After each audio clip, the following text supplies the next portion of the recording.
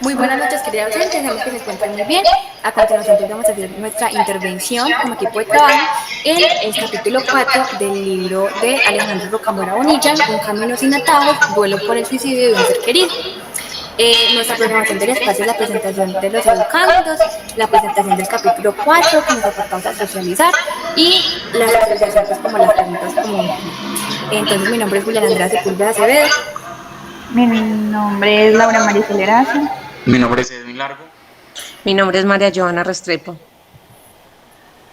Bueno, entonces atendiendo pues al apartado del proceso de duelo en situación de emergencia, es de suma importancia pues traer al espacio el relato de la experiencia que nos presentan en el libro, cómo las personas vivenciamos la gestión del duelo de manera muy diversa. Atendiendo pues a esto, entonces tenemos que el duelo en emergencia es la vulnerabilidad del núcleo familiar y las emociones negativas en lo absoluto. Tenemos entonces que la diversidad en realizar estos procesos de duelo es muy importante el acompañamiento óptimo del profesional, en donde esta disposición vaya desde el tono de voz del terapeuta hasta la cercanía genuina, hasta la escucha activa y la empatía, todo esto pues proporcionando ese acompañamiento integral y óptimo a la familia en este caso. Bueno, el proceso de duelo es una situación de emergencia, una atención inmediata en la que interviene por parte del personal calificado como es personal psicológico y personal policial que se enfocan en identificar lo que son las manifestaciones emocionales que se presentan en ese momento dentro de la familia. Asimismo, buscan controlar las acciones que se puedan cometer, como por ejemplo una conducta suicida. También se debe contener la información proveniente de personas externas al núcleo familiar que buscan información o quizás dar opinión acerca de lo ocurrido en la familia, que sus opiniones o sus acciones pueden provocar dentro del núcleo familiar una situación, digamos, también desafortunada o incrementar ese sentimiento de culpa o de vacío que en ese momento pueden poseer las personas que eran cercanas al difunto. Bueno, los profesionales deben ser capaces de poner en marcha las estrategias que logren el adecuado vínculo con las personas en el momento de la emergencia y que les permitan una intervención lo más íntegro para poder transmitir, orientar y pautar siempre con los supervivientes. Las pautas deben ser flexibles para el abordaje de una intervención en crisis, como señala uno de los autores. Nada permanece constante. Justo cuando crees que lo has visto todo, te enfrentas a algo nuevo. Son muchas las emociones negativas realmente que fluyen ante una muerte por suicidio, como la vergüenza, la ideación, la pena, el resentimiento, la soledad, el enfado, el rencor, el remordimiento, la negación, el temor, entre otras. Una de las primeras emociones que aparecen cuando se supera el estado de shock es donde no entiendes nada de lo ocurrido y aún así te niegas, digámoslo, como en ese momento de rabia, de culpa, de vergüenza, digamos que también aparecen algunos casos de ideas suicidas. Bueno, como lo han dicho mis compañeras, el proceso de duelo en una situación de emergencia es primero tener como esa capacidad de comprensión y de identificar todas las emociones que se pueden ir presentando, especialmente en las personas, pues en los sobrevivientes, que son las personas cercanas a pues, al ser que acaba de cometer el suicidio. Es importante llevar como tal todo el proceso de escucha, de un acompañamiento asertivo y en cierta manera tratar de hacer una vinculación frente al duelo, al dolor que están presentando y en ese momento de identificar las emociones, poder tener muy presente a las personas que en el momento no lo expresan de una manera dolorosa, sino que de pronto buscan como callarlo, opacarlo, y es cuando se encierran y se guardan ese dolor, ese duelo. Tenemos entonces el segundo apartado, que son las reacciones más frecuentes tras la muerte de una persona por suicidio. Vemos entonces el claro ejemplo de la familia de Mónica, sus dos hijos, que su esposo pues se suicida. Tenemos el testimonio de Mónica. Las reacciones más frecuentes son, en algunos casos, o en la mayoría de los casos, son la rabia, el resentimiento, la pena, el rencor, la soledad, el temor, la culpa y la culpabilidad al ser querido, la frustración. Es de suma importancia pues mencionar que no todos los miembros de la familia viven el mismo duelo, viven las mismas emociones. Nadie enseña de por sí a afrontar la muerte del ser querido a causa de manera natural o por accidente o por homicidios o por culpa de terceras personas, y aún más impactante si es el suicidio pues el que causa esta muerte.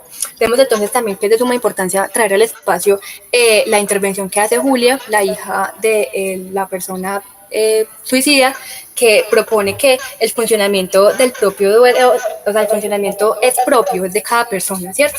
Vemos entonces como también hay emociones como engaño, egoísmo, incomprensión.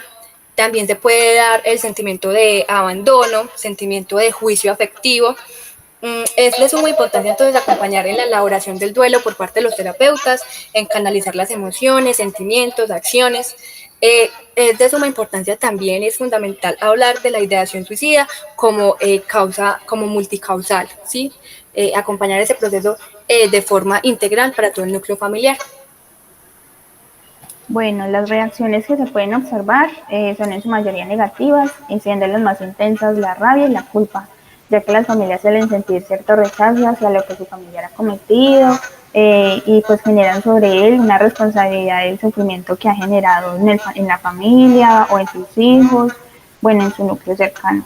De igual forma, la reacción que se genera es porque hay en verdad muy poca visibilización sobre la cantidad de muertes que se dan por suicidios, así que la gente lo considera como un tabú, algo que casi no se presenta normalmente. Entonces, al momento de que una persona, una familia sufre un caso como estos dentro de su núcleo familiar, no lo toman de una forma normal, sino que piensan que es un caso, como lo dije, único, cuando es totalmente diferente o alejada de la realidad, ya que como nos presentan en el libro, es una de las mayores causas de muertes al año para el momento en España, para el año 2021.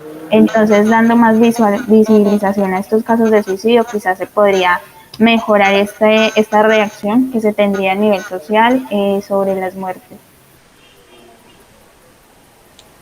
Bueno, también surgen otras, digamos, sentimientos como la frustración, la soledad para enfrentarse a todo y a todos, el desaliento, la ausencia, que es como el complemento de lo que acaban de mencionar las compañeras, que es cuando comienzan como esas preguntas, esos interrogantes entre los mismos familiares, ¿cierto? Bueno, en este caso, cuando pues hablamos como tal de, de este tema, en particular sobre el duelo de las personas, cómo lo van sintiendo y cómo lo van viviendo, vemos que de eso varía la edad y el apego que se sienta a la persona. Y algo que podría y que me llama mucho la atención es que las personas al realizar de pronto el aporte en el libro desde su experiencia buscan la finalidad es de salvar, de ayudar y de pronto de concientizar sobre cómo los riesgos que se pueden ir presentando de las personas más cercanas y que a veces no son detectables, como en el caso pues del papá que en cierta manera pues nadie se pensó, nadie imaginó que realmente estaba viviendo una depresión, y a veces eso nos invita como en cierta manera a generar conciencia. Nos habla de España, que es un país que realmente es con mucha población y que pues es un problema que ya se está identificando, pero ¿qué tanto tomamos conciencia de nuestro país en Colombia? Hoy en día, pues en el año 2023, la tasa de mortalidad aquí en Colombia fue 18.466 casos de suicidio, y a veces nosotros no somos conscientes de que ese problema está a nuestro alrededor. Continuando entonces con el último apartado, el sentimiento de vacío ante el suicidio de un ser querido. Vemos entonces el testimonio en el libro de Victoria, una mamá de víctima de suicida. En el caso, entonces, se da que es de suma importancia y es posible identificar en el libro los primeros sentimientos en la mayoría de los casos, ¿cierto? Como se pueden dar la soledad interior, el sentimiento de vacío, el vacío emocional y el vacío físico, la no aceptación de lo ocurrido, o sea, la negación, la añoranza. Entonces es como el desear lo que ya no se tiene, el no volver a tener, el no volver a ser. También se puede y se pueden afrontar cuestionamientos, sentimientos de culpa. Pues acá es de suma importancia como traer a este espacio que en toda fase de duelo, es fundamental detectar los factores de riesgo y los factores protectores, sobre todo pues en el proceso terapéutico, ¿cierto? Entonces posibilitando pues el profesional el poder crear como ese mapa global de las emociones y situaciones de las personas. Entonces, en pro pues como de diseñar herramientas para que las personas gestionen este proceso de duelo desde la aceptación y la adaptación, y la importancia pues como de hablarlo, ¿cierto? La importancia entonces de recalcar la aceptación para luego la adaptación del núcleo familiar y las personas que pueden estar incluidas en este proceso. Bueno, al hablar sobre el sentimiento de suicidio, lo que primero surge es la pregunta del por qué lo hizo. Así que desde allí es que la persona empieza a sentir un vacío que puede ser ya sea físico, que es el que se manifiesta en lo que era la persona, en sus acciones diarias, por ejemplo, en su olor, en los abrazos, en su modo de vida, que si madrugaba, que se hacía el almuerzo, en las acciones que tomaba dentro del rol familiar.